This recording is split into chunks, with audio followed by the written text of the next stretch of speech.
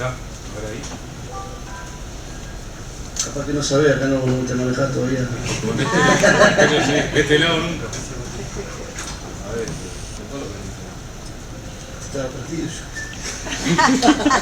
Igual te escuchamos, no te preocupes. No, pues se pone verde y bueno, y con rojo. No llega.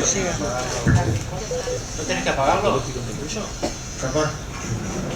ahí. ¿Eh? Creo que es apagando eso. Sí. Ahora sí. No podía ser tan difícil. Podemos ser diputados.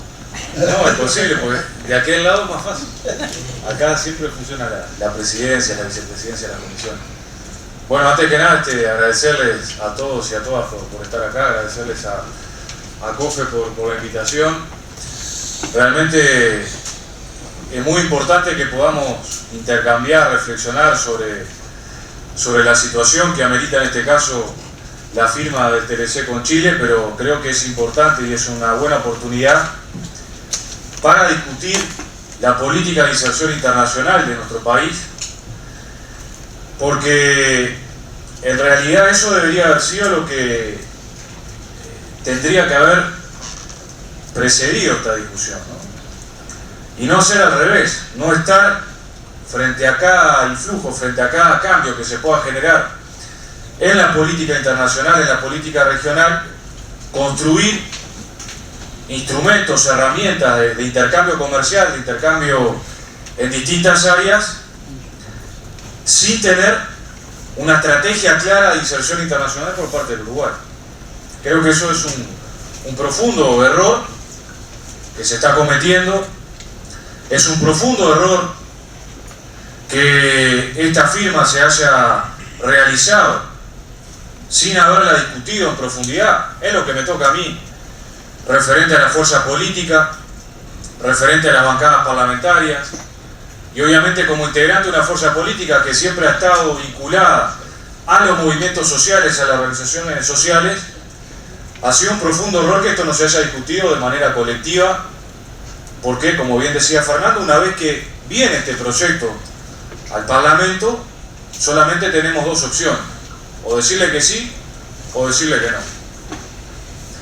Y nos parece que en un elemento de tanta responsabilidad como es nada más y nada menos que la inserción internacional de un país pequeño como el Uruguay, con otros países, en este caso con Chile, que uno podría decir, bueno, no es tan grande, pero tiene un PBI por lo menos que duplica el nuestro, que tiene muchos componentes que no son ejemplos para nosotros, al revés, los que hemos estado alguna vez en Chile, los que hemos estado en conversación con los jóvenes, con los estudiantes, con los trabajadores de Chile, nos ven a nosotros como ejemplo, por los avances que tenemos en la gratuidad, en la autonomía, en el gobierno en materia educativa, por los avances en materia de legislación laboral. A ver, para nosotros Chile no puede ser un ejemplo. En Chile prácticamente no hay derecho a huelga, no hay derecho a la lucha, porque tienen el derecho a la lucha, pero el empresario se reserva el derecho que una vez que el trabajador hace huelga, hace paro, puede tomar otro trabajador para que continúe con las tareas, con la obra. O sea, en la vía de los hechos no existe el derecho al paro, no existe el derecho a la huelga. Y estos elementos tienen que estar colocados encima de la mesa, porque ¿con quiénes vamos a comerciar? ¿Con quiénes nos vamos a aliar? En términos, en este caso, comerciales. Es muy importante. Cuando nosotros hemos planteado, digo desde el Partido Comunista o sectores del Frente Amplio o las organizaciones sociales, un posicionamiento contrario o crítico a los tratados de libre comercio, enseguida aparece el planteo de que nos oponemos a abrirnos al mundo, de que nos oponemos a intercambiar, que nos quedamos en la década del 60 y que hoy el mundo ha cambiado. Efectivamente el mundo ha cambiado. Ahora, no podemos insertarnos bajo cualquier condición, porque insertarse bajo cualquier condición implica, como lo hacen estos tratados de libre comercio, implica boicotear los procesos de construcción de soberanía de los países y fundamentalmente de aquellos países que estamos en vía de desarrollo. Y ahora vamos a explicar por qué planteamos esta formulación, esta afirmación.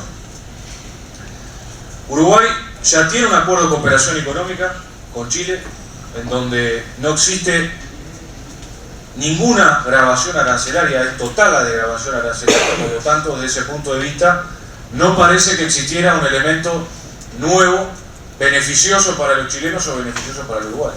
¿Cuál es el capítulo más importante, más innovador respecto a este tema? Es todo lo vinculado a la propiedad intelectual, que es uno de los componentes más relevantes que mayor dedicación le han dado los países hegemónicos a nivel mundial, fundamentalmente Estados Unidos. Hay un gran trabajo de la CEPAL.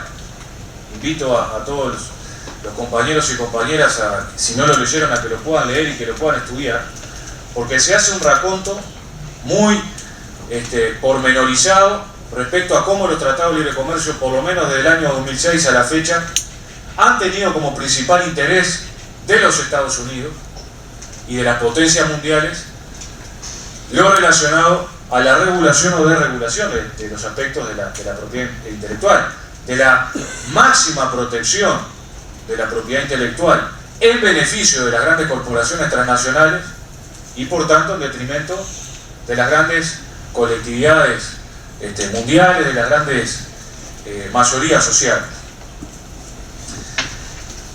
Nosotros decimos que hoy lo que proponen este tipo de acuerdos son una forma de generar en una de las partes de la propiedad intelectual, seguramente después Patricia lo va a desarrollar bastante más, son los derechos de autor sin autor. La firmeza con la cual se defiende y se protegen los derechos de autor no es del autor, no es del que creó, del que hizo una obra, sino de la corporación, de la transnacional que se hizo los derechos de ese autor y que por tanto hoy plantea la mayor cantidad de años posible de explotación sobre esas obras. Y eso viene colocado en estos elementos. Pero estos elementos en una perspectiva más general para nosotros, vinculado a la propiedad intelectual, tienen que ver con qué sucede con la producción de conocimiento, con la innovación, con la tecnología en los países que pretenden desarrollarse.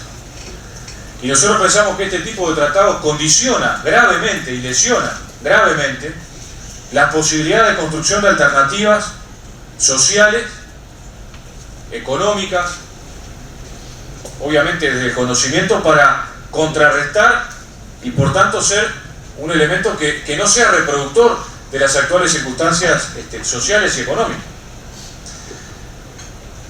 Para nosotros esta forma, como hoy está planteada la protección de la propiedad intelectual, cómo van a estar haciéndose de las patentes, cómo van a proteger esas patentes por encima de las producciones nacionales, por encima de los intereses nacionales, es una forma de mantener la desigualdad que existe en nuestra región y en el mundo, entre los países pobres y los países ricos.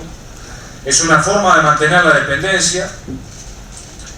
Es una forma de, como decíamos al principio, boicotear los procesos de liberación y de construcción de soberanía. No lo vemos desde otra manera. Porque cuando uno lo que hace con esta firma son dejar el campo libre a las grandes corporaciones transnacionales, que lo que quieren es justamente utilizar el conocimiento para reproducir de manera mucho más acelerada los niveles de producción y de ganancia, tenemos que prestarle mucha atención a esto. Porque hoy es uno de los componentes, el conocimiento, la ciencia, la innovación, que más valor le agrega a las cosas. Entonces, si nosotros dejamos en manos de la transnacional la regulación de lo que nosotros estemos produciendo desde el punto de vista del conocimiento, que debería ser volcado al desarrollo de las fuerzas productivas en nuestro país, al desarrollo de cadenas productivas que nos permitan salir de la actual situación en la cual hoy Uruguay está, un país productor de materias primas. O sea, si no trabajamos sobre esto, vamos a seguir siendo históricamente productores de materias primas, con algún valor agregado más en alguna de las materias primas que podamos estar produciendo, pero sin posibilidad de dar un salto en aspectos que hoy hacen a la soberanía. Hay muchos ejemplos que hoy se podrían traer a colación. Creo que el más impactante que hemos escuchado, por lo menos, ha sido el que han planteado los sectores farmacéuticos en nuestro país, los empresarios farmacéuticos en nuestro país. Porque ahí vemos un campo donde se disputa la salud, o mejor dicho, primero, el conocimiento como un aspecto que tiene que estar al servicio del desarrollo de las sociedades, al servicio de la democratización, al servicio de la construcción de sociedades más justas. La salud también pasaría a estar entonces en el marco de esta disputa, sometida a una tensión muy fuerte con aspectos desfavorables para nuestros intereses. O sea, los grandes laboratorios, las grandes firmas, van a estar disputando también en nuestro país muchos de los medicamentos que hoy se producen en nuestro país, que tal vez no sean los más importantes para mejorar la calidad de vida, para prolongar la calidad de vida, porque no somos un país que produzca medicamentos de alto costo. Generalmente importamos los medicamentos de alto costo, que son los que tienen mayor valor agregado, que son los que tienen mayor niveles de conocimiento incorporados en esa producción. Pero esto lo tenemos que colocar encima de la mesa, porque ¿quién va a o sea, ¿qué es lo que dicen los empresarios? No lo decimos nosotros. Esto va a generar un efecto tal que las grandes multinacionales se van a repartir el mundo, van a decir en qué país van a querer competir y en qué país no, van a colocar sus medicamentos, y lo que va a terminar pasando es que va a haber gente que pueda, ahí va, y decían los empresarios, que esto va a impactar en el precio de los medicamentos, ¿no? Al alza, o sea, va a aumentar el precio de los medicamentos. Uruguay es uno de los países de la región que produce medicamentos a costos más bajos. ¿Y esto qué termina repercutiendo? Que los sectores sociales más castigados, más complicados, van a quedar relegados del acceso a los medicamentos, o la otra alternativa que muchas veces se plantea en estos casos es la subvención a canilla abierta de los estados de los costos de los medicamentos. Esta discusión ya estuvo planteada el año pasado, ¿se acuerdan? En la rendición de cuentas, en torno a cómo regular o no precios de medicamentos que lo que hacen es que la gente pueda vivir. Y si eso va a estar solo sometido a las reglas de mercado y por tanto a las posibilidades de enriquecimiento, de mercantilización, o si van a estar al servicio de la vida. Esa es la contradicción que hoy se nos establece respecto a este tema. Y por eso es importante que nosotros como fuerzas populares demos una fuerte discusión sobre estos puntos. Porque con esto estamos hipotecando no un año, no 2 años, no 3 años, muchísimos años. Porque aparentemente no había retorno. O sea, según lo que dicen los textos, te insisto, los conocemos porque ahora se publicaron en la página del Ministerio de Relaciones Exteriores, pero no durante el proceso de discusión que se hizo en secreto, y por más que pertenezcamos y el gobierno sea nuestro, lo decimos porque lo hemos dicho públicamente y nos parece que hay que decirlo, porque en estas cosas no puede haber lugar a los silencios. Estamos hipotecando también el desarrollo productivo de nuestro país, por lo que decíamos anteriormente, pero en un área clave como son las compras públicas. Capaz que nosotros somos un poco ingenuos, pero con varios compañeros diputados de la bancada del Frente Amplio, con varios compañeros del Movimiento Popular y sobre todo el PIT-CNT, estábamos y lo vamos a seguir haciendo, en mejorar el Sistema Nacional de Compras Públicas, porque pensamos que es una de las áreas centrales para promover el desarrollo de la industria nacional, porque son miles de millones de dólares lo que el Estado invierte en compras. Los ejemplos más recientes han sido los uniformes para la policía, pero puede haber muchísimos más, vinculados a los hospitales, vinculados a las escuelas. Y si nosotros queremos generar un país productivo, si queremos generar mayores niveles de trabajo, si queremos generar mayores niveles de distribución de la riqueza, precisamos dar esos pasos. Fomentar el desarrollo de nuestra industria nacional, donde ahí también puede haber elementos de alianza entre los sectores de trabajadores y el pequeño empresariado nacional, para empujar un proceso de desarrollo productivo que el Uruguay necesita como el agua. Porque es lo que hoy nos muestra esta actual circunstancia y esta coyuntura económica. O sea, no podemos seguir sosteniendo el crecimiento de un país sobre la exportación y la producción de materia prima. Tenemos que dar el salto y tenemos condiciones para darlo. Ahora, si firmamos este tipo de cosas y se termina ratificando, pensamos que condicionamos drásticamente el desarrollo de nuestro país y por tanto las posibilidades concretas de que podamos establecer un camino de transformaciones programáticas más profundas. Nos ata de pies y manos. Termino con esto para ser respetuoso del tiempo y de los demás compañeros y compañeras que vienen a continuación. Tenemos que exigir un estudio de impacto. Tenemos que exigir un estudio de impacto.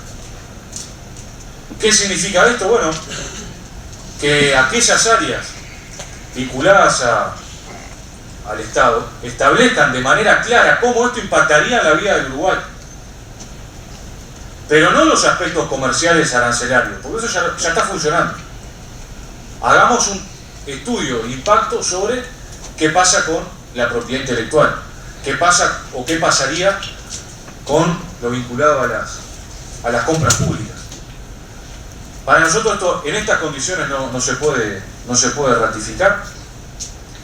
Vamos a apostar a la lucha social, a la lucha política, a la lucha en todos los niveles para intentar generar condiciones afuera, porque los compañeros y las compañeras podrán decir, bueno, acá la bola tienen los diputados y las diputadas, los senadores y las senadoras, sí, tenemos la voz y el voto, pero precisamos generar construcciones colectivas para que estos elementos no puedan avanzar, porque esto es, en todo caso, también la antesala para la firma de otro.